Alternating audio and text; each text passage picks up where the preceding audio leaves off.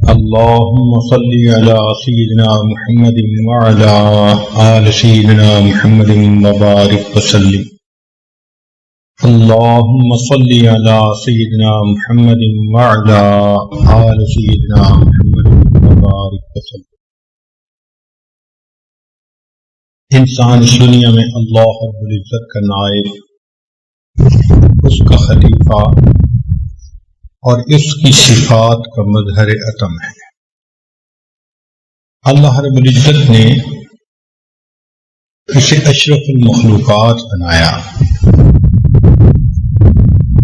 لقد خلقنا الانسان فی احسن تقویم، بہترین صورت پہ پیدا کیا، بن مانگے نعمتیں عطا فرمائیں. ارشاد فرمایا وَإِن تَعُدُّوا نِعْمَةَ اللَّهِ لَا تُحْصُوهَا، اگر تم اللہ تعالیٰ کی نعمتوں کو گننا چاہو تم گن بھی نہیں سکتے. تو ان گنت نعمتیں عطا فرمائیں. یہ جو کچھ ہمارے پاس ہے یہ ہمارا اپنا نہیں، یہ ادھار کا مال ہے، اور جو ادھار کے مال پہ فریفتہ ہوا پھرے اسی کو بے وقوف کہا جاتا ہے. ہر انسان کو اللہ تعالیٰ نے ایک مدت دے دی ہے. اس لیے جب بچہ پیدا ہوتا ہے تو اس سے پہلے لکھ دیا جاتا ہے کہ اس نے دنیا میں کتنا وقت گزار رہا ہے. ہم ایک جچے تلے وقت کے لیے دنیا میں آئے ہیں، ایک محدود وقت کے لیے دنیا میں آئے ہیں. ہمارے سانس گنے ہوئے، جب سانس کا سلسلہ ختم ہونے لگے گا تو گلے کا گھنگرو بجنا شروع ہو جائے گا. جیسے الارم بجتے ہیں نا، یہ گلے کا سانس تیز ہو جاتا ہے. مرتے آدمی کو کبھی دیکھا کریں تو گلے کا سانس جو تیز ہوتا ہے یہ اس کا گھنگرو بجتا ہے، الارم آ جاتا ہے. اذا جاء اجلهم فلا يستأخرون ساعة ولا يستقدمون. جب وہ وقت آ جاتا ہے نہ ایک لمحہ آگے نہ ایک لمحہ پیچھے، سب ٹھاٹھ پڑا رہ جاوے گا جب لاد چلے گا بنجارا. فلا يستطيعون توصية ولا إلى أهلهم يرجعون. اتنی فرصت بھی نہ ملے گی کہ اپنے پیارے اہل خانہ کو وصیت کر سکے، کھڑے پیر جانا پڑے گا. اب اس ادھار کے مال کو ہم اگر اللہ تعالیٰ کی مرضی کے مطابق استعمال کریں گے اللہ تعالیٰ ان نعمتوں کو بڑھا کر دے دیں گے. اس کی مثال یوں سمجھ لیجئے کہ ایک آدمی بہت امیر ہو، کھربوں پتی ہو، اور وہ اپنے بیٹے سے کہے کہ بیٹا میں تمہیں 2-4 کروڑ روپے کا کام کر کے دیتا ہوں، تم بزنس چلا کے دکھاؤ. اگر تم نے بزنس اچھا چلا لیا تو میرے پاس جو کچھ ہے اس سب کے وارث تم ہی ہو، اور اگر تم 2-4 کروڑ کا بزنس بھی نہ سنبھال سکے تو میں اپنا سب کچھ تمہارے کیوں حوالے کروں. بالکل یہی مثال ہے کہ اللہ رب العزت نے اپنی کچھ امانتیں دے کر ہمیں دنیا میں بھیجا. میرے بندو میں ادھار کا مال تمہیں دے رہا ہوں اور دیکھوں گا یہ کہ اب ان امانتوں کو میری مرضی کے مطابق استعمال کرتے ہو یا نہیں. اگر کرو گے تو میں یہ امانتیں بہت بہتر انداز سے تمہیں واپس لوٹاؤں گا. اور اگر امانت میں خیانت کے مرتکب ہوئے تو تم اس قابل ہی نہیں کہ یہ تو امانتیں تمہیں دی جائے، میں تم سے سب واپس لوں گا. چنانچہ بچہ جب دنیا میں آتا ہے اس کا اپنا کچھ نہیں ہوتا، نہ لباس اپنا، نہ مکان اپنا، نہ منہ میں دانت ہیں، نہ طاقت اتنی کہ اٹھ کے کھڑا ہو سکے، کچھ کھا نہیں سکتا، ہضم نہیں کر سکتا. مگر اللہ تعالی ماں باپ کے ذریعے سے اس کو یہ سب نعمتیں دے دیتے ہیں. ماں باپ کے دل میں ایسی محبت ڈال دیتے ہیں، ذرا بچہ روتا ہے ماں باپ اس کی ہر ضرورت پوری کر دیتے ہیں. اب یہ بچہ پھر جب بڑا ہوتا ہے، جوان ہوتا ہے، منہ میں دانت بھی 32 ہو گئے، جسم کے اندر طاقت بھی آ گئی، آئی سائٹ بھی 6/6 ہے، کانوں کی سنوائی بھی ٹھیک. اللہ تعالیٰ نے اس کو اپنی نعمتیں کامل طریقے سے عطا فرما دی، حتیٰ کہ بیوی بھی مل گئی، گھر بھی مل گیا، اولاد بھی مل گئی، اپنا کاروبار بھی مل گیا. یہ سب اللہ تعالیٰ دے رہے ہیں. تو انسان پھر اپنی زندگی گزارتا ہے. کچھ وقت زندگی گزارنے کے بعد اللہ تعالیٰ یہ نعمتیں آہستہ آہستہ واپس لینی شروع کر دیتے ہیں. پہلے دانت بالکل ٹھیک تھے، اب ایک دانت کے اندر کیویٹی بن گئی، یہ نعمت واپس جا رہی ہے. اب ایک دانت نکلوانا پڑ گیا، نعمت واپس جا رہی ہے.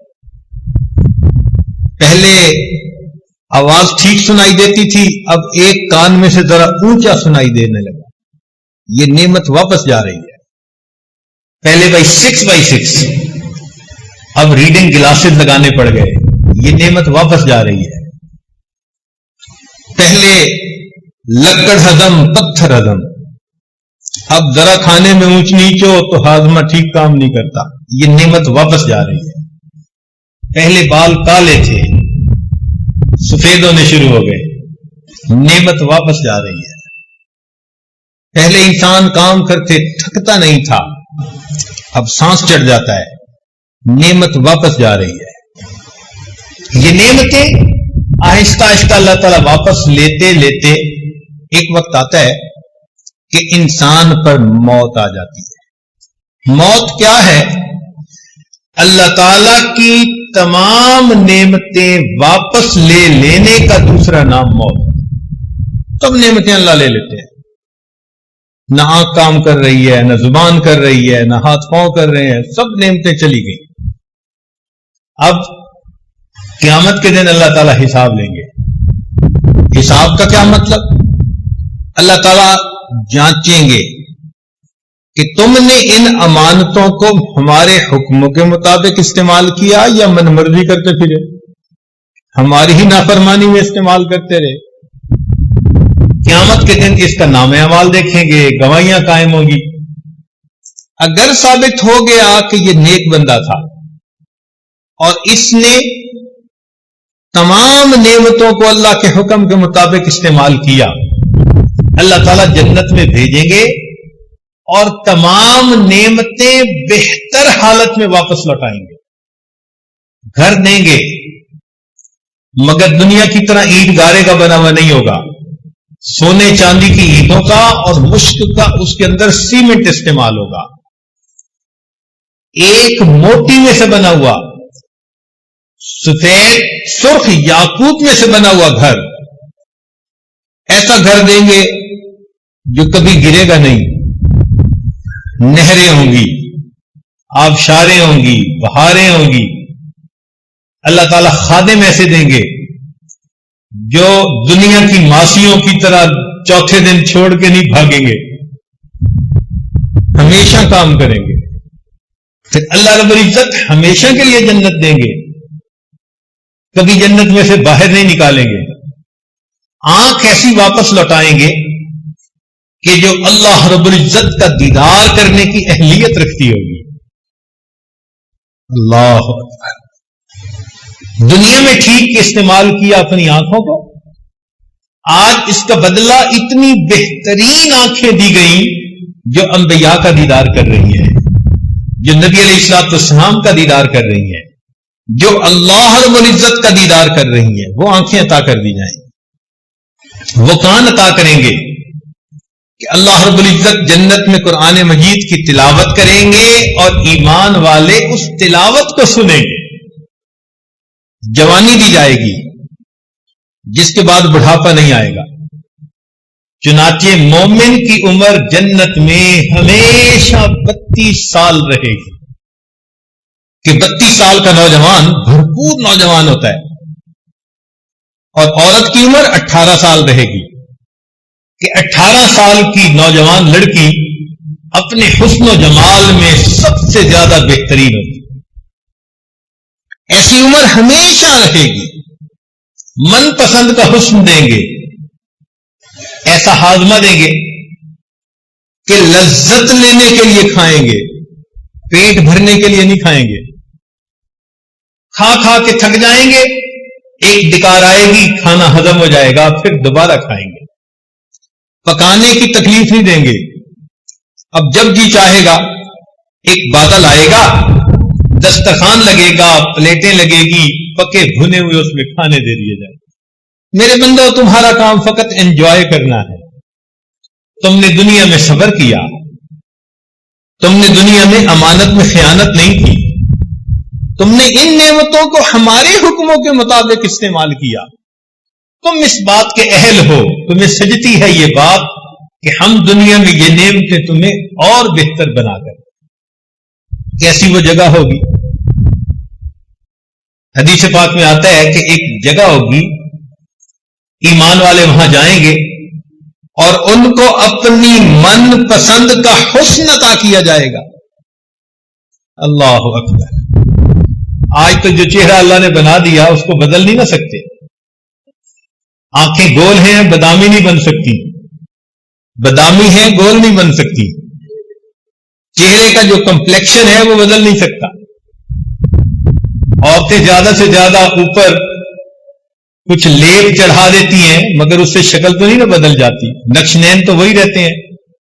ناک جیسے اللہ نے بنائی، اب اس کے اوپر موم کی ناک تو لگا نہیں سکتی، وہ تو ویسی کی ویسی۔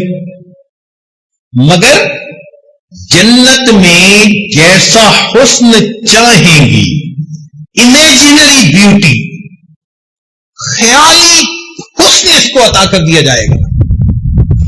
میرا چہرہ ایسا، میری رنگت ایسی، میرے دانت ایسے، میری آنکھیں، پلکیں، اللہ اکبر، جو سوچتے جائیں گے اللہ عطا کرتے چلے جائیں گے۔ فرمائیں گے وَلَكُمْ فِيهَا مَا تَشْتَهِي أَنفُسُكُمْ وَلَكُمْ فِيهَا مَا تَدَّعُونَ، جو تمہارا جی چاہے گا آج ہر نعمت ہم تمہیں عطا فرمائیں۔ اللہ اکبر کبیرہ! وہ کیسی جگہ؟ دنیا کے کپڑے آج بناؤ تو چند دنوں مہینوں کے اندر بوسیدہ ہو جاتے ہیں، پھر جتنا بھی امیر آدمی ہو کپڑے دھو کے پہنتا ہے۔ جنت میں دھونے کا مسئلہ ہی کوئی نہیں۔ حدیث پاک کا مفہوم کہ جنتی کے گھر میں انار کا درخت لگا ہوگا، جب کپڑے بدلنا چاہے گا اس انار کو کھولے گا اور اس میں سے ایک خوبصورت لباس فیکٹری کا پیک شدہ اس کو مل جائے گا، ہر مرتبہ نیا لباس پہنے گا، دھونے کا مسئلہ ہی نہیں۔ واہ میرے مولا، یہ اللہ تعالیٰ کا بوتیک ہے، ہر گھر میں ہر عورت کو دے دیا جائے گا۔ دنیا میں تمہیں بازاروں کے اندر جوتیاں چٹکانی پڑتی تھی، میچنگ کرنی پڑتی تھی، لو دیکھو ہم تمہیں کیسے کپڑے عطا کرتے ہیں۔ حدیث پاک کا مفہوم کہ جنت میں عورت کو ایسے کپڑے پہنائے جائیں گے اس کے ایک کپڑے میں سے 70,000 رنگ جھلک رہے ہوں گے۔ یہ نعمتیں دے دی جائیں گی۔ کیوں؟ دنیا میں ان کو ٹھیک استعمال کیا، اب یہ اس بات کا حقدار ہے کہ اس کو یہ نعمتیں اور زیادہ عطا فرما دے۔ اور اگر قیامت کے دن حساب کے وقت یہ ثابت ہو گیا کہ یہ تو خیانت کرنے والا تھا، یہ تو کرائے کے مال کو مالک کے مکان کے حساب سے استعمال نہیں کرتا تھا، من مرضی سے، اللہ تعالیٰ فرمائیں گے تو اس قابل ہی نہیں، تھوڑی سی نعمتیں دی تو ان کو ہماری نافرمانی میں استعمال کرتا رہا، اب تو جسٹیفائی کر ہی نہیں تھی، ہم تمہیں یہ نعمتیں واپس نہیں دیں گے۔ اللہ تعالیٰ یہ سب نعمتیں واپس لے لیں گے۔ چنانچہ موت کے وقت انسان سے یہ نعمتیں چھینی جاتی ہیں اور قیامت کے دن انسان کو کھڑا کیا جائے گا اس کے پاس یہ نعمتیں نہیں ہوں گی. سنیے قرآن عظیم الشان، اللہ تعالیٰ فرماتے ہیں وَنَحْشُرُهُمْ يَوْمَ الْقِيَامَةِ عَلَى وُجُوهِهِمْ عُمْيًا وَبُكْمًا وَصُمًّا. اندھے بہرے گونگے اٹھائے جائیں گے، زبان نہیں دی جائے گی. یہ غلط استعمال، جھوٹ بولتا تھا، زبان سے چغلی کھاتا تھا، غیبت کرتا تھا. زبان کی نعمت لے لی جائے گی، آنکھوں کی نعمت لے لی جائے گی. یہ تو غیر کی طرف حسرت بھری نگاہیں اٹھا کے دیکھتا تھا، اس قابل نہیں کہ اس کو آنکھیں ملے، اندھا کھڑا کریں گے. کانوں کی سنوائی اللہ تعالی سماعت واپس لے لیں گے، اور چہرے کا حسن بھی واپس. وَهُمْ فِيهَا كَالِحُونَ، بالکل کالے چہرے ہوں گے. جنتی یوم تبیض وجوہ، اور جہنمی یوم تسود وجوہ، کالے چہرے. لباس دنیا کا نہیں دیا جائے گا. سرابیلہم من قطران، اللہ اکبر. اللہ تعالیٰ فرماتے ہیں گندھک کا بنا ہوا لباس دیں گے، اتنا بدبودار ہوگا. فقہا نے لکھا ساری دنیا کے انسان، حیوان، چرند پرند اگر مر جائیں اور ان کی لاشیں ایک جگہ پر اکٹھی کریں اور وہ گل سڑ جائیں، اتنی بدبو وہاں نہیں ہوگی، اتنی بدبو جہنمی کے کپڑوں میں ہو. آج تو خوشبوئیں لگاتے ہیں نا جی، چھڑکتے ہیں اپنے اوپر. ایسے کپڑے جب پہنائیں گے مجھے تو لگتا ہے دم ہی گھٹ جائے گا. مکان بڑے نہیں دیں گے، کوٹھیوں میں رہنے والے، بڑے مکانوں میں رہنے والے. تو اس مکان میں ہماری نافرمانی کرتا تھا، اب تجھے مکان نہیں ملے گا. مکانن ضیقن، اتنا تنگ مکان ہوگا کہ وہاں رہ نہیں سکے گا. دعوا ہنالک ثبورا، موت مانگے گا. کہا جائے گا لا تدعوا اليوم ثبورا واحدا وادعوا ثبورا کثیرا. ایک موت نہ مانگو، جتنی چاہے موتیں مانگو، تمہاری جان نہیں چھوٹتی. تم اللہ کی امانتوں میں خیانت کر کے آنے والے لوگ ہو، تمہیں مزہ چکھائیں گے. تم کس مالک و ملک کے حکم کو پس پشت ڈالا. موت بھی مانگے گا، موت نہیں آئے گی. اب تو گھبرا کہ یہ کہتے ہیں کہ مر جائیں گے، مر کے بھی چین نہ پایا تو کدھر جائیں گے. دنیا میں کھانے کھاتا تھا، ڈشز ہوتی تھی، دسترخوان بچتے تھے، اس کے سامنے مختلف قسم کے سوپ ہیں، پلاؤ ہیں، کھانے کی چیزیں. جہنم میں کھانے کے لیے زقوم دیا جائے. یہ اتنا کڑوا کہ اگر انسان صبح کے وقت اس کو اپنے ہونٹوں پہ لگائے تو شام تک کڑواہٹ منہ سے نہ جائے. اور کانٹے بھی ہوتے ہیں، مگر اتنا بھوکا ہوگا کہ اسے کھائے گا. جب کھائے گا تو کانٹے چبھیں گے، نہ اگلتے بنے گی نہ نگلتے بنے گی. پانی مانگے گا تو پینے کے لیے دنیا کی طرح اس کو ہنی کولا نہیں دیا جائے گا، بلکہ وہاں پر جہنمیوں کے زخموں سے جو خون اور پیپ بہے گی اس کو پیالوں کے اندر جمع کر کے پینے کے لیے دیا جائے گا. کہا جائے گا کہ پیو. ولا طعام الا من غسلین لا یاکلہ الا الخاطئون. غسلین کا ترجمہ مفسرین نے یہی کیا کہ خون اور پیپ جو بہے گا نا، آج تو کسی کا زخم ہو تو اس میں پیپ پڑ جائے تو اس کو صاف کرتے ہوئے ڈاکٹر بھی اپنے ناک کو ڈھانپ لیتے ہیں، اتنی بو ہوتی ہے. اس کو پیئیں گے، پیو اسے. آج تو گرمی ہوتی ہے نا تو ٹھنڈے پانی سے نہاتے ہیں، وہاں جہنم کی گرمی ہوگی، یصب من فوق رؤوسہم الحمیم، گرم کھولتا پانی سر پہ ڈالیں گے۔ اس دماغ میں گھس بھرا ہوا تھا، یہ ہمارے غیر کے بارے میں ہر وقت سوچتا رہتا تھا، غیر سے محبت کے دعوے کرتا تھا، میں تمہارے بغیر رہ نہیں سکتا، یہ بولتا تھا۔ آج اس کے دماغ کے اوپر کھولتا پانی ڈالو، یہ لوگوں کے دل دکھاتا تھا۔ اللہ تعالیٰ ایسی جگہ پہنچائیں گے، نار اللہ الموقدہ التی تطلع علی الافئدہ، آگ کی چنگاریاں اٹھیں گی اور گائیڈڈ میزائل کی طرح اس کے دل کو ٹارگٹ بنائیں گی۔ تم لوگوں کے دل دکھاتے تھے، آج تمہارا دل دکھائیں۔ تو موت نام ہے اللہ تعالی کی دی ہوئی ان نعمتوں کے چھن جانے کا۔ دوبارہ نعمتیں ملیں گی جب ہم قیامت کے دن پروو کر سکیں گے کہ مولا ہم نے ان صلاحیتوں کو تیرے دین کے لیے استعمال کیا، تیری محبت میں زندگی گزارتے تھے، تیری یاد میں جیتے تھے، تیرے کعبے کو جبینوں سے بسایا ہم نے، تیرے قرآن کو سینوں سے لگایا ہم۔ یہ لوگ ہوں گے جو قیامت کے دن کامیابی پانے والے ہوں، اور جو دنیا میں مستیاں اڑانے والے، نمازوں کی پرواہ نہیں، حلال حرام کی تمیز نہیں، اولئک ما یأکلون فی بطونہم الا النار۔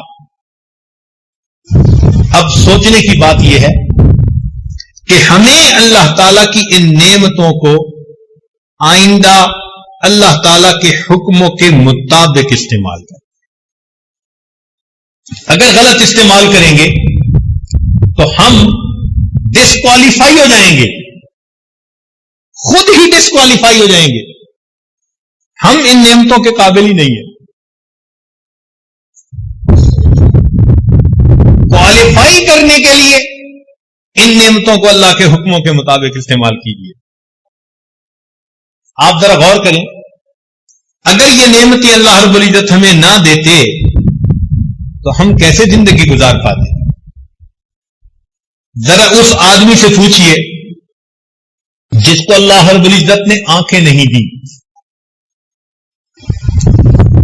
ایک مرتبہ ایک نابینا لڑکا تھا، نوجوان تھا، آیا مجھے کہنے لگا جی میرے لیے حضرت دعا کر دیں۔ تو ایسے ہی دل میں خیال آیا بھئی یہ نوجوان ہے، کہہ رہا ہے میرے لیے دعا کریں، تو میں پوچھوں تو صحیح کیا دعا کرواتا ہے۔ تو میں نے پوچھا کہ بھئی کیا دعا کریں؟ میرا گمان یہ تھا کہ شاید یہ کہے گا جی کہ میری شادی ہو جائے، لیکن جیسے ہی میں نے پوچھا اس نابینا کی آنکھوں میں آنسو آ گئے۔ مجھے کہنے لگا حضرت ابھی بھی مجھے بتانے کی ضرورت ہے، میں کتنا بدنصیب انسان ہوں کہ جس کو میں ماں اور باپ کہتا ہوں میں زندگی میں کبھی ان کا بھی چہرہ نہیں دیکھ سکا۔ اس نوجوان کے آنسوؤں نے مجھے آنکھوں کی قدر سکھا دی۔ یہ آنکھیں کتنی قیمتی ہیں، قرآن نہیں دیکھ سکتا، بیت اللہ کو نہیں دیکھ سکتا، اللہ والوں کے چہروں کو نہیں دیکھ سکتا۔ ایک نعمت ہے جس سے بندہ محروم۔ اس بندے کو دیکھو جس کی زبان کام نہیں کرتی، گونگا ہوتا ہے، اس کے اندر جذبات ہیں مگر اپنے جذبات کا اظہار نہیں کر سکتا، جس کی سماعت کام نہیں کرتی، وہ اشاروں سے باتیں سمجھتا ہے۔ ہم نے ایک نوجوان کو دیکھا اتنا خوبصورت، لاکھوں میں کوئی ایک رال ٹپک رہی تھی۔ میں نے پوچھا بھائی خیریت تو ہے؟ کہنے لگے جی کہ اس کا دماغ کام نہیں کرتا۔ میں نے باڈی دیکھی تو حیران ہوا، اللہ لاکھوں میں کسی کو آپ اتنی خوبصورت جسمانیت دیتے ہوں گے، مگر چونکہ دماغ نہیں تھا، منہ سے رال ٹپک رہی تھی اور اسے اپنا ہوش ہی نہیں تھا۔ سوچئے اگر اللہ رب العزت دونوں ہاتھ نہ دیتے تو کیا ہوتا؟ جس کے دونوں ہاتھ نہیں ہوتے، ذرا سوچئے وہ بندہ کھانا کیسے کھاتا ہو؟ پانی پینے میں دوسرے کا محتاج، کپڑے پہننے میں دوسرے کا محتاج، سردیوں میں بستر میں سو جائے تو اپنی رضائی کو ٹھیک کرنے میں دوسرے کا محتاج، جسم کی نجاست صاف کرنے میں دوسرے کا محتاج، ناک صاف کرنے میں دوسرے کا محتاج، کان کھجانے میں دوسرے کا محتاج، چہرے دھونے میں دوسرے کا محتاج، اس کی زندگی کیسے گزرتی ہوگی؟ ہم نے اپنی زندگی میں ایک مقتول یدین بندے کو دیکھا، اس دن احساس ہوا اللہ دونوں ہاتھوں کا سلامت رہنا آپ کی کتنی بڑی نعمت ہے۔ اللہ رب العزت نے دونوں پاؤں عطا کر دی۔ جن کے پاؤں نہیں ہوتے، کٹے ہوئے ہوتے ہیں، فالج زدہ ہوتے ہیں، ذرا ان سے ان پاؤں کی قدر و قیمت تو معلوم کر کے دیکھیں کہ یہ تمام نعمتیں اللہ نے بن مانگے عطا فرما دی۔ کیا اس لیے دی کہ ہم اس کے حکموں کی نافرمانی کریں؟ نہیں، ہرگز نہیں۔ آنکھیں دی، قرآن بھی دیا، میری کتاب کو دیکھو گے اور اس سے پڑھو گے۔ پاؤں دیے تو مسجد بھی بنوا دی، ان پاؤں سے چل کے میرے گھر کی طرف جاؤ گے۔ زبان دی تو دین کی دعوت کا حکم بھی دے دیا، اپنی زبان سے میرے بندوں کو میری طرف بلاؤ گے۔ تو کیا ہم یہ تمام نعمتیں اللہ رب العزت کی مرضی کے مطابق استعمال کر رہے ہیں؟ آج ہم اس بات کو بیٹھ کر سوچیں، یا خواہشات کے پیچھے بھاگتے پھر رہے ہیں، وقتی لذتوں کی خاطر، وقتی مزوں کی خاطر اپنے مالک کو ناراض کرتے پھر رہے ہیں۔ بچے کو بھی کہیں نا کہ بھائی تمہیں آئس کریم لے کر دیں گے مگر تھپڑ لگائیں گے، تو بچہ بھی ڈیل نہیں کرتا۔ ہم بچے سے بھی گئے گزرے کہ دنیا کی ان آئس کریموں اور ٹافیوں کے پیچھے ہم اللہ کے عذاب کو اپنے اوپر لازم کر لیتے۔ یہ جو نیلی پیلی چل رہی ہوتی ہیں غیر محرم، یہ بھی تو ٹافیاں ہی ہیں نا بچوں والی، ان کی طرف جو نظر اٹھی تو ہم نے اپنے آپ کو جہنم کی عذاب کو مستحق بنا لیا۔ اسی کو کہتے ہیں لمحوں نے خطائیں کی، صدیوں نے سزا پائی۔ لمحوں نے خطائیں کی، صدیوں نے سزا پائی۔ اللہ رب العزت نے ہر انسان کو نفس عطا فرمایا، اس نفس کے اندر خیر بھی ڈال دی اور شر بھی ڈال دیا۔ چنانچہ علماء نے لکھا ہے کہ نفس کے 3 مرتبے ہیں۔ ایک ہے نفس امارہ، یہ سرکش نفس ہے جو انسان کو ہر وقت اللہ تعالی کی نافرمانی اور بغاوت کے اوپر اکساتا رہتا ہے۔ ان النفس لامارۃ بالسوء الا ما رحم ربی، یہ شیطان کا ساتھی، یہ شیطان کا ایجنٹ ہے۔ جو شیطان ہمارے دل و دماغ میں ڈالتا ہے، یہ نفس اس کو پورا کرنے کے لیے ہمیں ورغلاتا ہے۔ یہ ہمارا اندر کا دشمن، کہتے ہیں نا گھر کا بھیدی لنکا ڈھائے، یہ ہمارے گھر کا بھیدی ہے، یہ لنکا ڈھا دکھاتا ہے۔ ایک ہوتا ہے نفس لوامہ، گناہ تو کر بیٹھا پھر افسوس بھی کرتا ہے، مجھے ایسا نہیں کرنا چاہیے تھا، شرمندگی بھی ہوتی ہے، ندامت بھی ہوتی ہے، حسرت بھی ہوتی ہے، افسوس بھی ہوتا ہے، یہ نفس لوامہ۔ اور ایک نفس مطمئنہ، نفس مطمئنہ وہ نفس ہوتا ہے کہ جس کو اللہ کی فرما برداری ہی میں راحت ملتی ہے، وہ ہر وقت اللہ کی رضا جو کے لیے کمر بستہ ہوتا ہے، وہ اللہ تعالیٰ کی نافرمانی کے بارے میں سوچتا ہی نہیں، اللہ کی رضا والی زندگی کے لیے ہر وقت قدم بڑھاتا ہے۔ اس کو نفس مطمئنہ کہا جاتا ہے۔ یہ نفس مطمئنہ جن کو نصیب ہو جائے تو ان لوگوں کی زندگی شریعت کے مطابق زندگی ہوتی ہے۔ یہ اپنے اعضاء کی امانت کو اللہ تعالی کے حکموں کے مطابق استعمال کرتے ہیں۔ یہ وہ لوگ ہیں جو صحیح معنوں میں انسان ہیں۔ جیسے ایک مشہور واقعہ ہے، ایک نوجوان نہر کے کنارے جا رہا تھا، اس نے پانی کے اندر ایک سیب بہتا دیکھا، بھوک لگی ہوئی تھی، آگے بڑھ کر سیب اس نے کھا لیا۔ جب پیٹ میں کچھ پہنچ گیا، اب بات سمجھ میں آئی کہ یہ سیب میرا تو نہیں تھا، تو کسی اور کی ملکیت، اور میں نے تو بغیر اجازت کے کھا لیا، لہذا اب مجھے چاہیے کہ میں اس کے مالک کے پاس جاؤں، یا قیمت ادا کروں یا معافی مانگ لوں۔ چنانچہ اس نے پانی کے اپوزٹ ڈائریکشن میں اپ سٹریم چلنا شروع کر دیا۔ آگے جا کر اس کو سیب کے باغات نظر آئے، ٹہنیاں نہر تک آئی ہوئی تھی۔ اس نے سوچ لیا کہ یہاں سے سیب گرا اور میں نے کھایا۔ باغ کے مالک کے پاس گیا، کہنے لگا میں فقیر آدمی ہوں، میرے پاس پیسے تو نہیں کہ دے سکوں، تو آپ برائے مہربانی مجھے یہ حق معاف کر دیں۔ انہوں نے کہا میں تو معاف نہیں کرتا۔ اچھا بھائی جتنا مانگتے ہیں لے لیں۔ اس نے کہا ٹھیک ہے، میں ایک شرط لگاتا ہوں، اس کو پورا کر دو، میں معاف کر دوں گا۔ کیا شرط؟ میری ایک بیٹی ہے، آنکھوں سے اندھی، کانوں سے بہری، زبان سے گنگی، ہاتھ پاؤں سے لنگڑی لولی، یوں سمجھو زندہ لاش ہے، اس سے نکاح کرو اور اس کے ساتھ زندگی گزارو۔ نوجوان حیران، عجیب آزمائش میں مبتلا ہو گیا۔ پھر اس نے سوچا کہ دنیا میں ایسی زندہ لاش کے ساتھ زندگی گزارنا آسان، قیامت کے دن اللہ کے سامنے جواب دہ ہونا یہ مشکل کام۔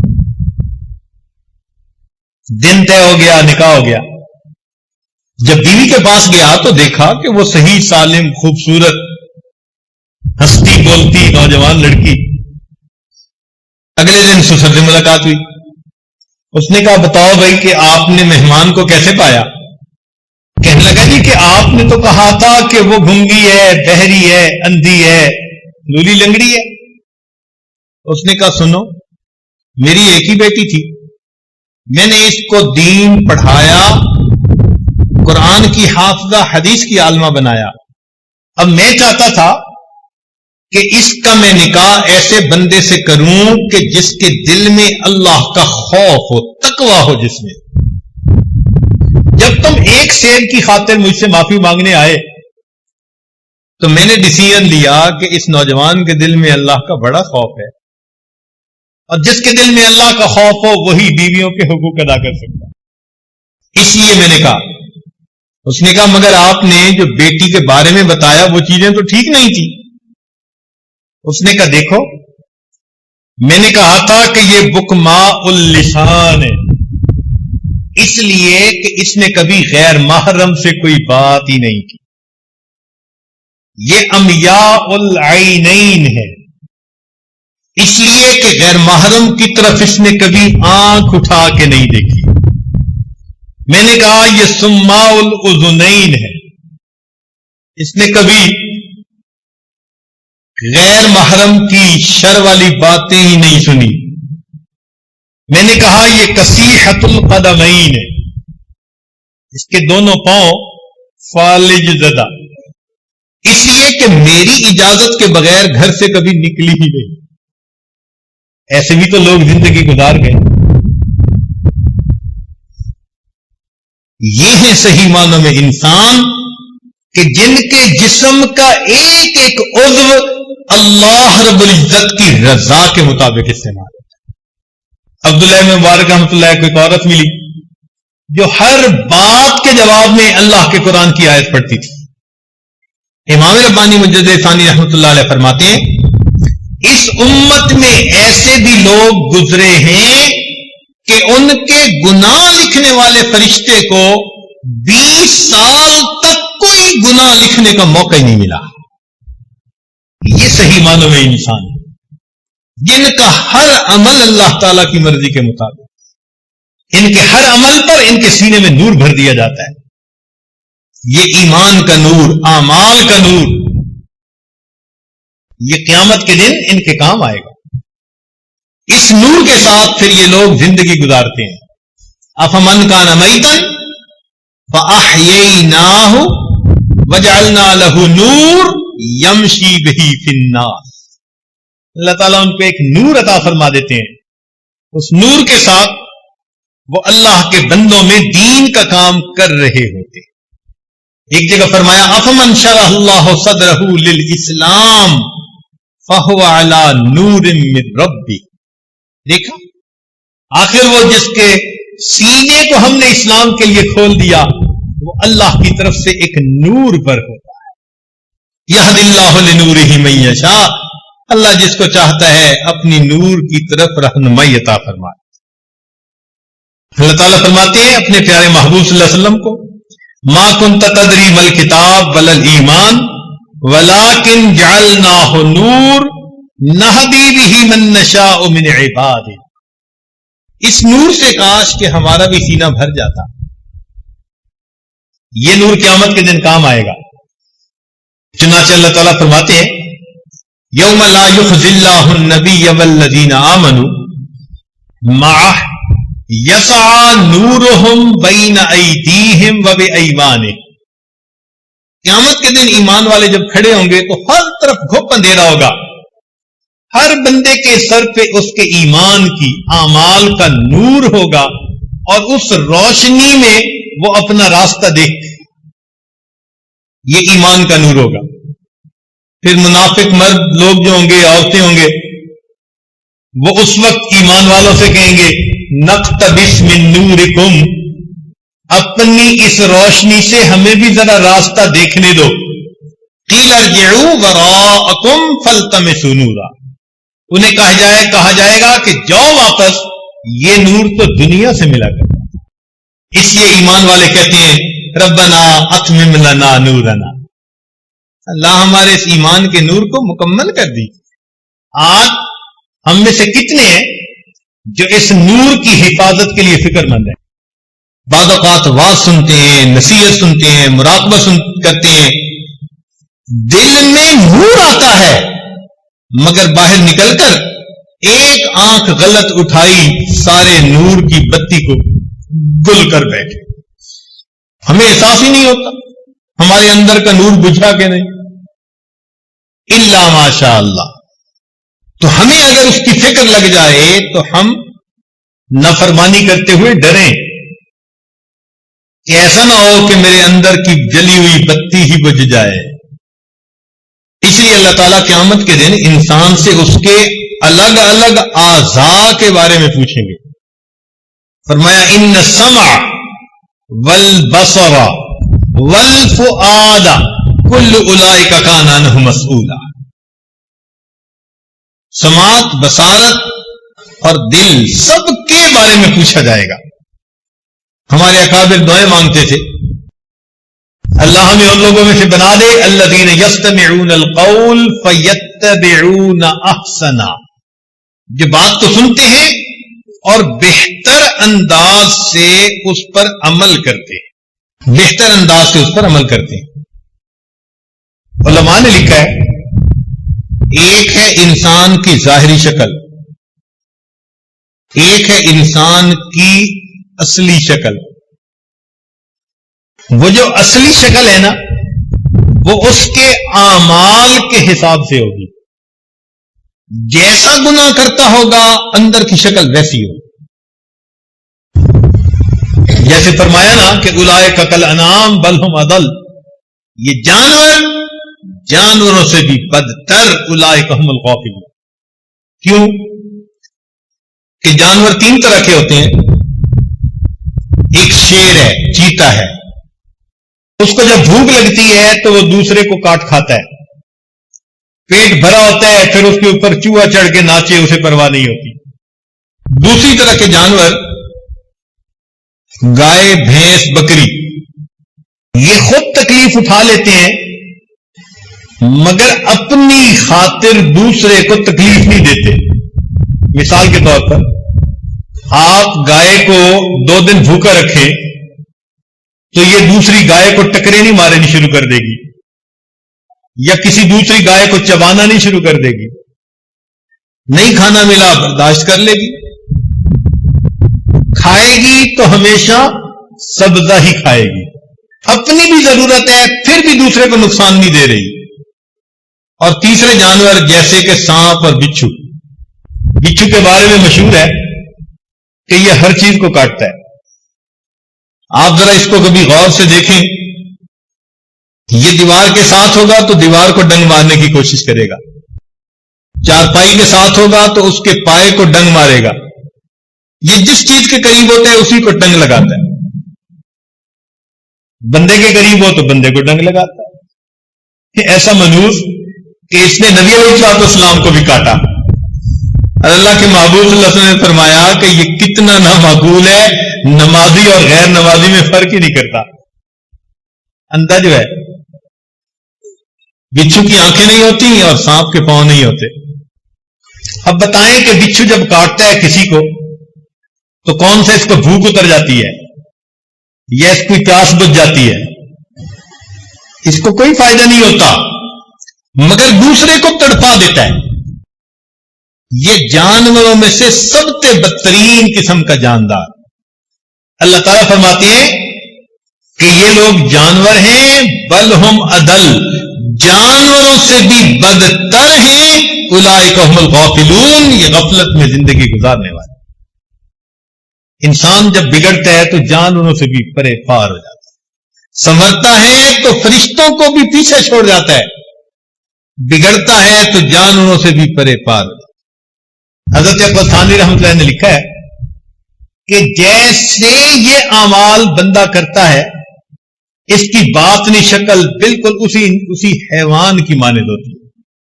چنانچہ اگر ایک آدمی کے اندر ہرس ہے تو اس کی باطنی شکل کتے کی مانند ہوتی ہے, اس لیے کہ کتا حریص ہوتا ہے.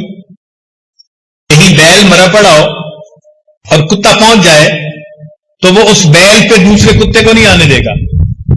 حالانکہ یہ 1 مہینہ کھاتا رہے تو بیل کو نہیں کھا سکتا, مگر ہرس اتنی ہے کہ یہ دوسرے کو جمع نہیں ہونے دیتا اپنے ساتھ.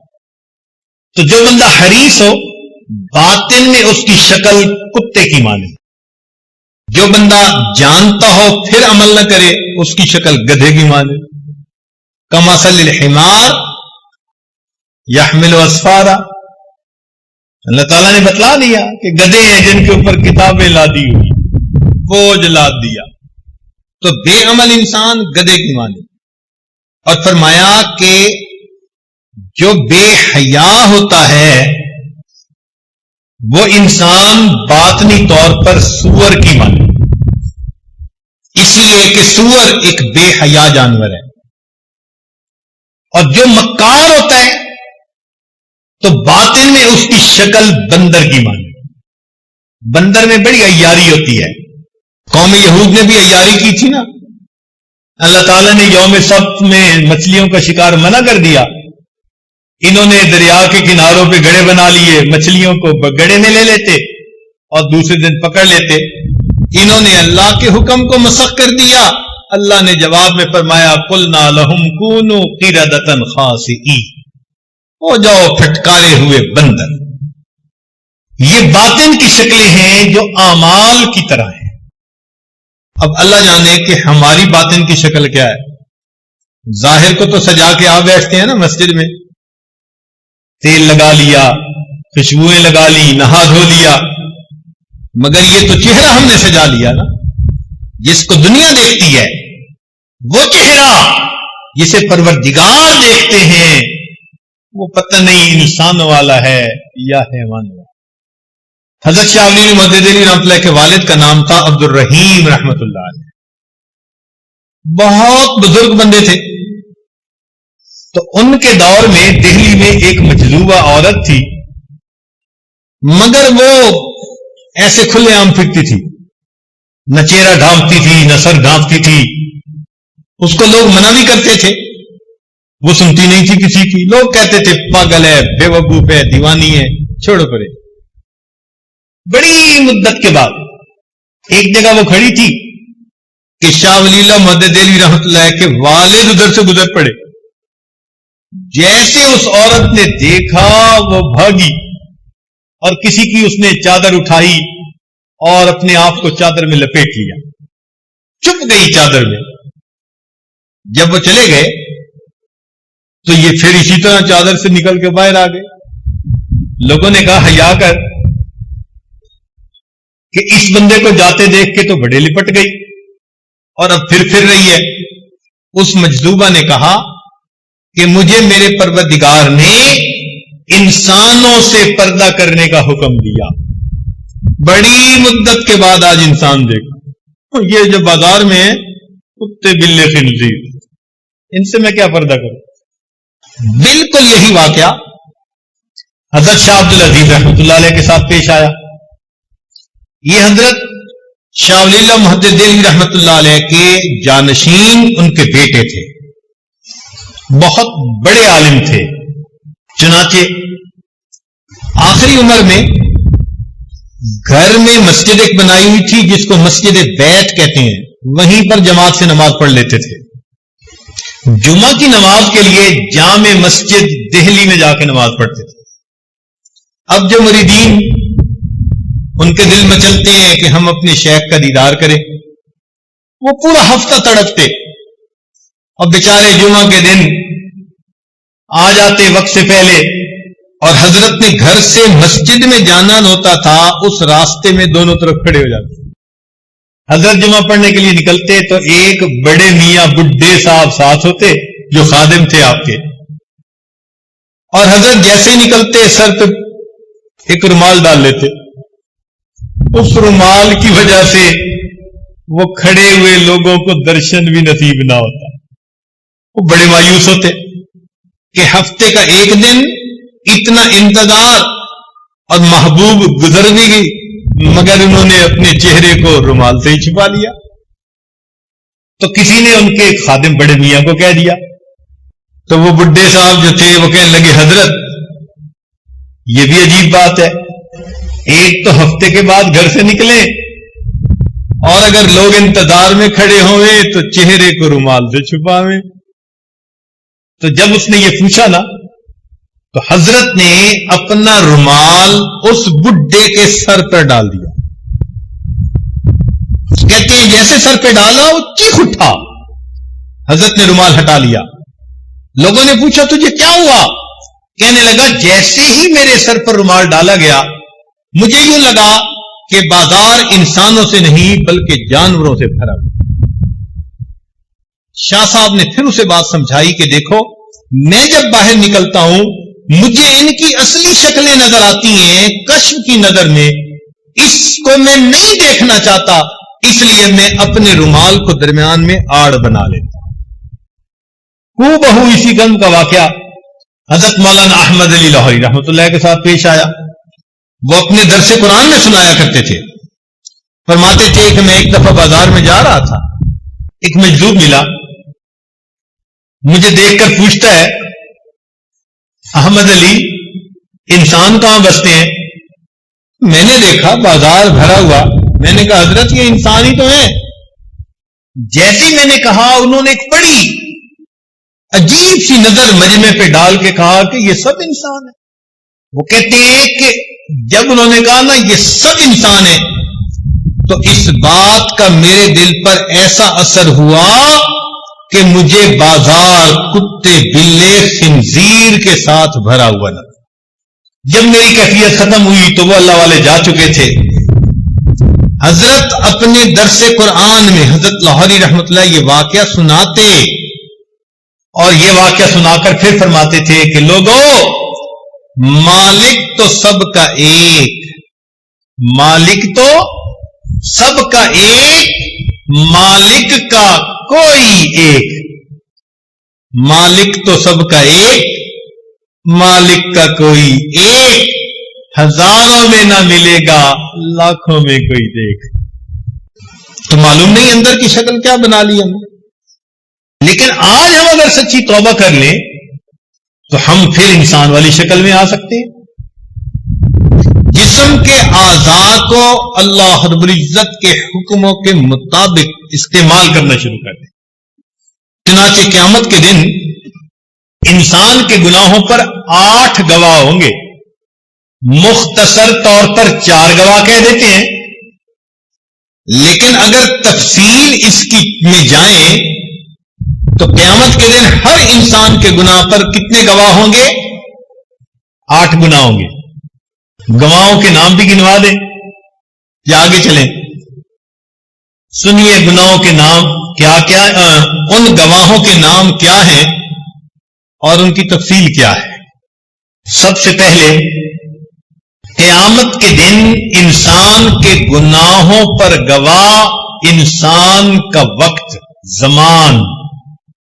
حدیث پاک میں آتا ہے ینادی کل یوم انا یوم جدید وانا فیما تعمل فی شہید. میں تمہارے اوپر ایک نیا دن آیا ہوں اور اس دن میں تم جو اعمال کرو گے میں قیامت کے دن ان اعمال کی گواہی دوں گا. اب یہ گواہی کیسے دے گا اللہ جانے، مگر سب سے پہلا گواہ زمان، دوسرا گواہ واللسان، انسان کی زبان. اللہ تعالیٰ فرماتے ہیں یوم تشہد علیہم السنتہم، قیامت کے دن ان کی زبانیں ان پر گواہی دیں گی. جھوٹ بولا، غیبت کی، چغلی کھائی، بہتان باندھے، دل دکھایا دوسروں کا، زبان گواہی دے گی. مجھے اس مقصد کے لیے استعمال کیا جاتا تھا اور اللہ والے اسی زبان کو اللہ رب العزت کی دین کی دعوت کے لیے استعمال کرتے ہیں. اللہ اکبر کبیرہ. امام ابو داود رحمۃ اللہ علیہ حدیث پڑھاتے تھے، بہت بڑا مجمع ہوتا تھا. اس زمانے میں ایک بزرگ تھے سہل تستری رحمۃ اللہ علیہ، ان کو ملنے کے لیے آئے تو کہنے لگے کہ حضرت زبان تو دکھائیں. انہوں نے زبان دکھائی تو سہل تستری رحمۃ اللہ نے بوسہ لے لیا. کہنے لگے یہ کیا کیا؟ فرمانے لگے کہ جو زبان سارا دن میرے محبوب کا کلام پڑھ کر دنیا کو سناتی ہے، میں اس زبان کا بوسہ نہ لوں تو کیا کروں. حدیث پاک میں آتا ہے کہ بندہ نیک اعمال کرتے کرتے کرتے جنت کے بالکل قریب پہنچ جاتا ہے، لیکن اس کی زبان سے ایک ایسا کلمہ نکل جاتا ہے، اس کلمے کی وجہ سے اللہ اس کو کھینچ کر اونڈے منہ جہنم میں ڈال دیتے ہیں. زبان کے ایک فکرے کی وجہ سے جہنم میں ڈال دیتے ہیں. ہمارے نزدیک اہمیت نہیں نا زبان کی، اللہ کے یہاں تو بہت ہے. اتنی تو اہم ہے نا زبان کہ ایک غیر محرم لڑکی تھی، اس کو گواہوں کی موجودگی میں کہا قبل تو وہ محرمہ بن گئی، وہ زندگی کی ساتھی بن گئی. اور اگر بیٹوں کی ماں زندگی کی ساتھی اتنی قریبی راز و نیاز والی اس کو طلق تو کہہ دیا تو وہ اب غیر محرمہ بن گئی. ہوا کیا؟ زبان کی اتنی سی حرکت ہی ہے نا. کیا ہم اس زبان کو اللہ رب العزت کے حکموں کے مطابق استعمال کرتے ہیں؟ تیسرا گواہ قیامت کے دن انسان کے گناہوں پر والارکان، الزمان واللسان والارکان، جسم کے باقی اعضاء. اللہ تعالیٰ فرماتے ہیں الیوم نختم علی افواہہم وتکلمنا ایدیہم وتشہد ارجلہم بما کانوا یکسبون. ہاتھ گواہی دیں گے، پاؤں گواہی دیں گے، جسم کے جلد گواہی دے گی. وقالوا لجلودہم لما شہدتم علینا، یہ اعضاء کو کہیں گے کہ تم نے کیوں ہمارے خلاف گواہی دی. قالوا انطقنا اللہ الذی انطق کل شیء. جن اعضاء سے ہم گناہ کرتے ہیں یہی تو اللہ تعالیٰ کی خفیہ پولیس ہے، یہی تو ہمیں پکڑوائیں گے قیامت کے دن. اللہ تعالیٰ فرماتے ہیں وما کنتم تستترون ان یشہد علیکم سمعکم وابصارکم وجلودکم. تم تو گناہ کرتے ہوئے ان اعضاء سے پردہ ہی نہیں کیا کرتے تھے. جن کی لذتوں کی خاطر ہم گناہ کرتے ہیں کل قیامت کے دن انہی کی گواہی پر ہمیں جہنم میں ڈالا گیا۔ تو گواہ 8 ہوں گے، الزمان واللسان والارکان والمکان۔ مکان سے کیا مراد؟ جس جگہ پر گناہ کریں گے، زمین کا وہ ٹکڑا، یومئذ تحدث اخبارها بان ربک اوحی لها۔ اللہ تعالیٰ زمین کو حکم فرمائیں گے، زمین اپنی خبریں نشر کرے گی، اے اللہ اس جگہ پر اس بندے نے نماز پڑھی تھی اور اس جگہ پر اس بندے نے فلاں گناہ کیا تھا۔ زمین کے ٹکڑے گواہی دیں گے۔ الزمان واللسان والارکان والمکان، اور اس کے بعد والدیوان، اور انسان کا نام اعمال۔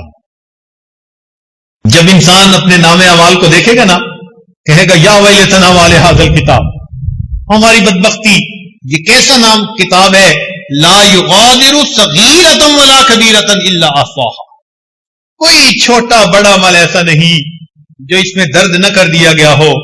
ووجدوا ما عملوا حاضرا ولا یظلم ربک احد، تیرا رب تو کسی پہ ظلم نہیں کرے گا، اپنے ہاتھوں سے اپنے پاؤں پہ کلہاڑیاں ماری،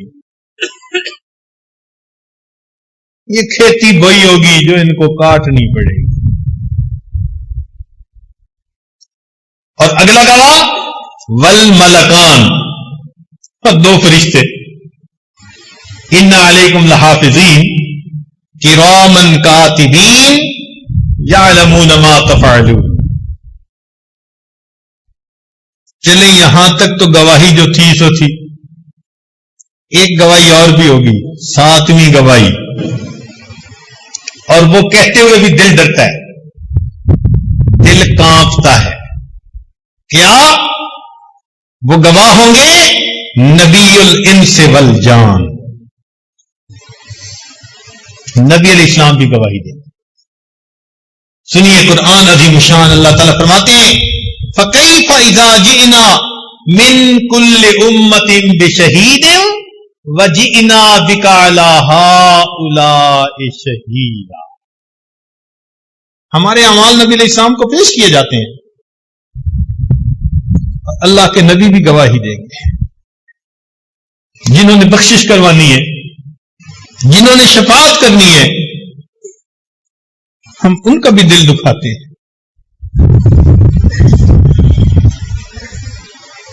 ایک شاعر نے کوئی اچھے اشعار لکھے، تو ایران کا ایک آدمی تھا، اس کو پسند آئے، وہ شاعر سے ملنے کے لیے آیا، سمجھا کہ یہ کوئی بڑا اللہ والا ہوگا۔ جب آ کے دیکھا تو وہ بیٹھا اپنی داڑھی کو مونڈ رہا تھا، تو اس بندے نے دیکھا تو اس نے ایک آہ بھری، تو شاعر اسے کہنے لگا کہ کیوں تم ٹھنڈی آہ بھر رہے ہو، میں اپنی داڑھی کو تراش رہا ہوں، کسی کے دل کو تو نہیں تراش رہا۔ اس نے کہا خدا کے بندے، تو کسی عام بندے کے دل کو نہیں تراش رہا، تو میرے محبوب صلی اللہ علیہ وسلم کے دل کو تراش رہا۔ ایسی دل پر بات بیٹھی، سچی توبہ کر کے کہنے لگا جزاک اللہ کہ چشمم باز کر دی، مرابا جانے جاں ہمراز کر دی۔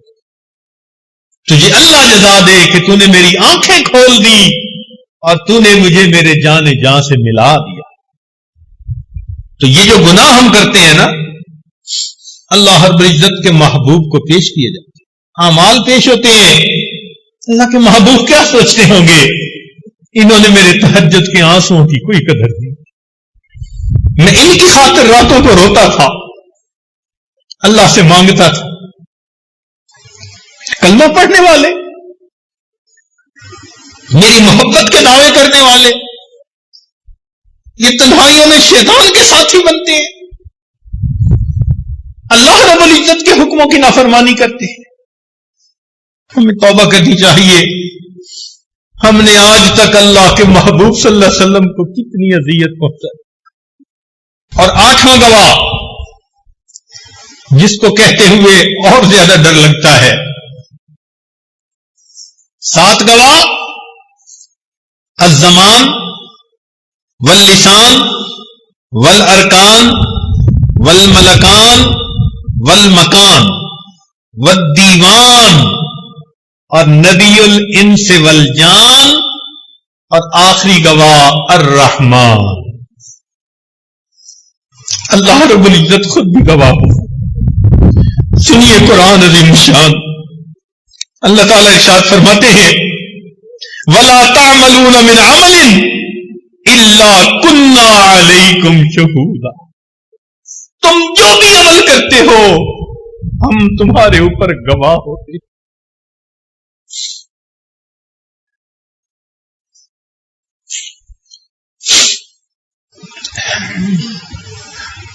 سوچئے یہ نافرمانی ہمیں کہاں لے ڈوبے گی؟ آج وقت ہے ہم اللہ رب العزت کے سامنے سچی توبہ کر لیں. میرے مولا ہم حق کے سامنے آپ کے حکموں کی نافرمانیاں کرتے رہے. آج احساس ہوا ہم سچی توبہ کرتے ہیں. میرے مولا آپ سے معافیاں مانگتے ہیں. اے اللہ معاف کر دیجئے. آپ نے قرآن مجید میں فرمایا کہ اچھے بروں کے ساتھ اچھائی کا سلوک کریں. میرے مولا ہم برے نکلے، ہم برائی کے مرتکب ہوتے رہے، مگر آپ تو اچھے ہیں. مولا اچھے بروں کے ساتھ اچھائی کا معاملہ فرمائے. آپ اچھائی کا معاملہ فرما دیجئے. ہمارے ان گناہوں کو معاف کر دیجئے، ہماری ان خطاؤں کو بخش دیجئے. یہ آپ کی دی ہوئی نعمتیں ہیں. اگر اللہ رب العزت کوڈ فٹ کر دیتے کہ میرے دیے ہوئے جسم کے جس عضو سے نافرمانی کرو گے یہ عضو معطل ہو جائے گا، آج ہمارے جسم کے اعضاء کام بند کر چکے ہوتے، آنکھیں بند ہو چکی ہوتی، کان بہرے ہو چکے ہوتے، زبانیں گم ہو چکی ہوتی، ہاتھ پاؤں شل ہو چکے ہوتے. تو اللہ کی رحمت ہے اس سب کچھ کے باوجود اپنی نعمتیں استعمال کے لیے عطا کیے جا رہے ہیں.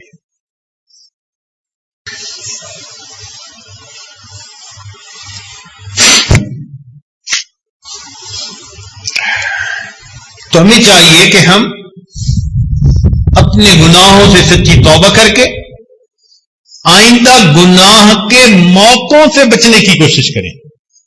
توجہ فرمائیے، گناہ سے بچنے کی نہیں، گناہ کے موقعوں سے بچنے کی کوشش کیجیے. اور اللہ تعالیٰ سے دعا مانگے، اے اللہ غم حیات کے سائے محیط نہ کرنا، کسی غریب کے دل کو غریب نہ کرنا. میں امتحان کے قابل نہیں میرے مولا، مجھے گناہ کا موقع نصیب نہ کرنا. اے اللہ گناہ کے موقع سے مجھے بچا لے.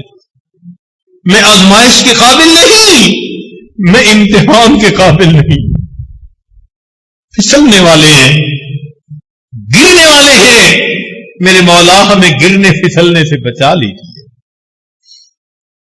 ہمارے اکابر گناہ کے موقع سے کتنا ڈرتے تھے، اللہ اکبر کبیرہ.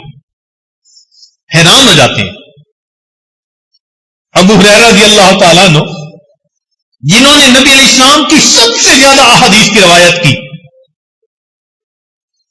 عالم تھے، اللہ اکبر، محبوب کی دعا تھی ان کے لیے.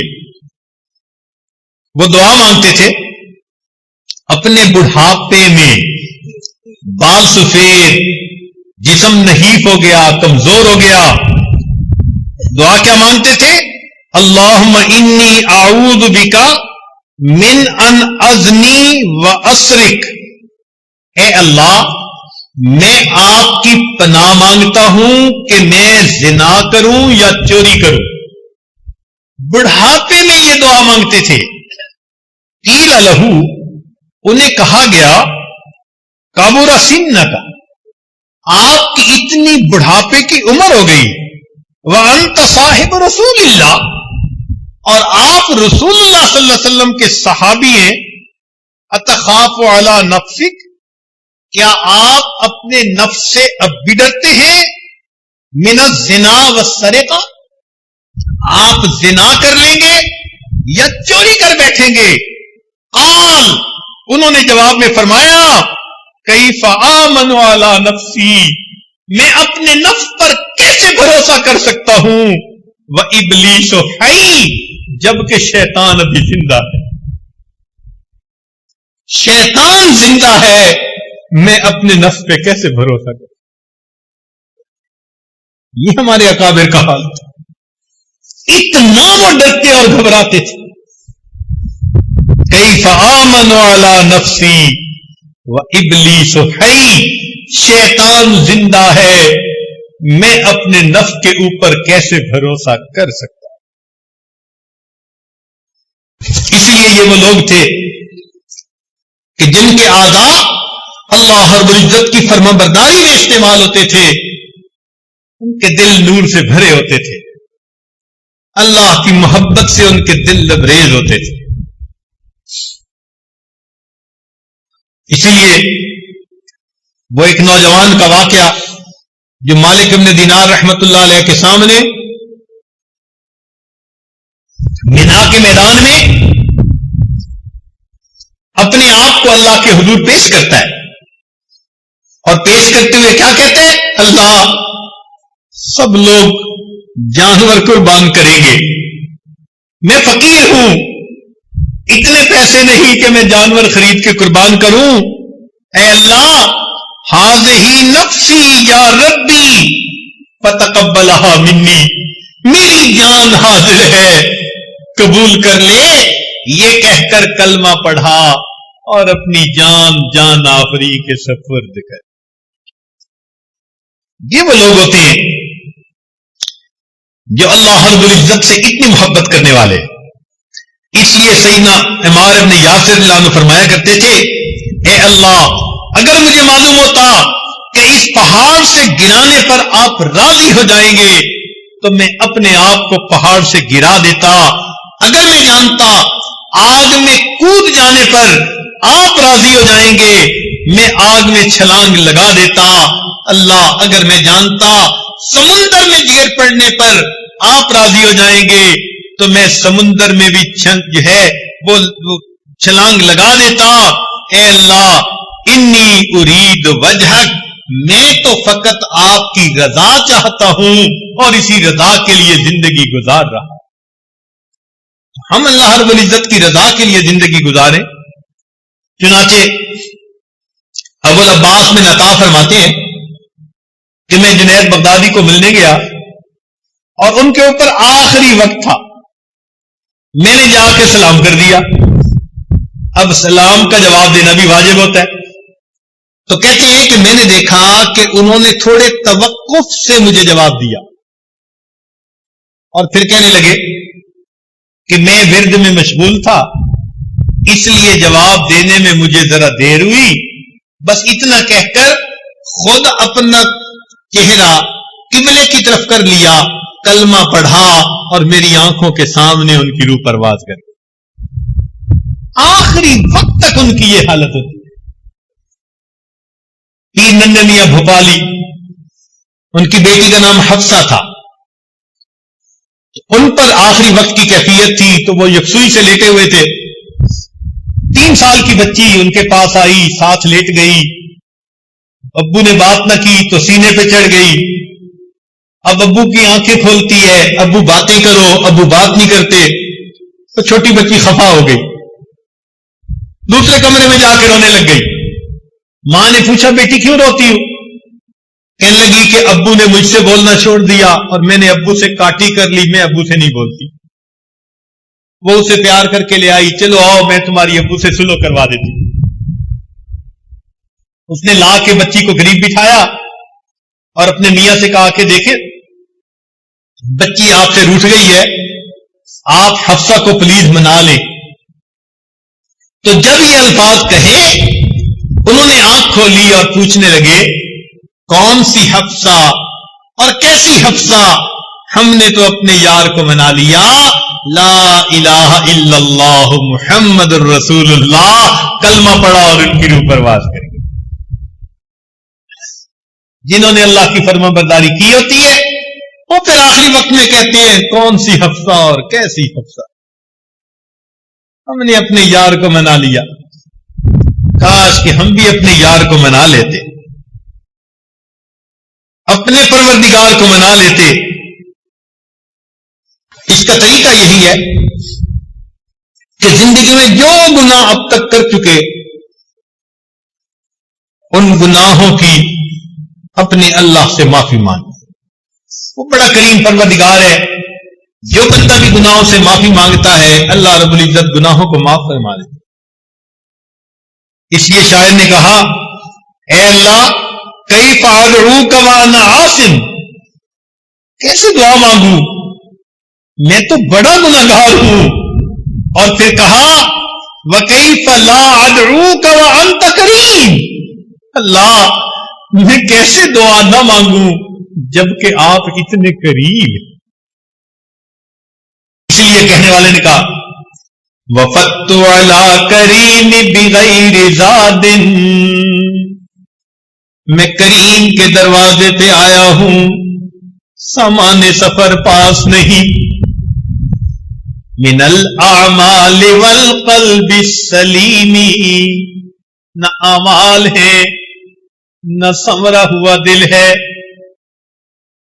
وفدت علی الکریم بغیر زاد من الاعمال والقلب السلیم، فإن الزاد اقبح من كل شيء اذا كان الوفود علی الکریم۔ اللہ کسی کریم کی دعوت میں جائیں اور گھر سے اپنا کھانا ساتھ لے کر جائیں تو وہ ناراض ہوتا ہے۔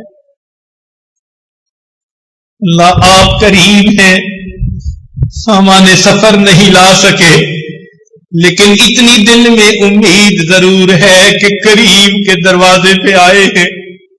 میرے مولا ہم سے یہ نہ پوچھنا کہ میرے بندوں کیا لائے ہو، صرف اتنا پوچھ لینا میرے بندوں کیا لینے کے لیے آئے ہو۔ ہم آپ کے دروازے پہ حاضر ہیں میرے اللہ، ہم اس کا جواب نہیں دے سکیں گے۔ اگر آپ نے پوچھا کہ کیا لائے ہو، آپ کریم ہیں، اتنا پوچھ لینا میرے بندوں کیا لینے کے لیے آئے ہو۔ اللہ رب العزت ہمیں اپنی رضا والی زندگی گزارنے کی توفیق عطا فرمائے۔ اب آخری بات، اللہ تعالیٰ کے ہاں ایک دستور ہے کہ بندہ جو بھی گناہ کرتا ہے تو سزا اسی عمل کی جنس سے دی جاتی ہے۔ جو بھی گناہ کرتا ہے تو بندے کو جو سزا ملتی ہے وہ اسی عمل کی جنس میں سے دی جاتی ہے۔ مثال کے طور پر جو بدنگاہی کا مرتکب ہوا، حدیث پاک میں آتا ہے کہ قیامت کے دن لوہے کی سلاخیں گرم کر کے ان کی آنکھوں میں سلائی پھیری جائے گی، جن سے عمل میں سے ان کو سزا دی گئی۔